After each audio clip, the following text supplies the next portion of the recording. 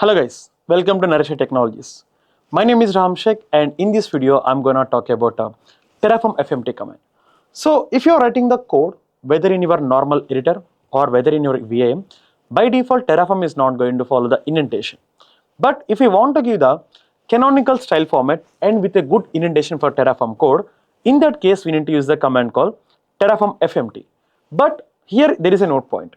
Terraform FMT is going to work only for the normal files. But if you are having folders and subfolders, and if you want to provide a proper indentation for subfolders, in that case we need to put the flag called recursive. So this is also going to be one of the most frequently asked question in Terraform. So make sure whether the question is from current folder or it from the subfolders. If it is current folder, Terraform FMT, or if it is subfolder, Terraform FMT -recursive. Thank you.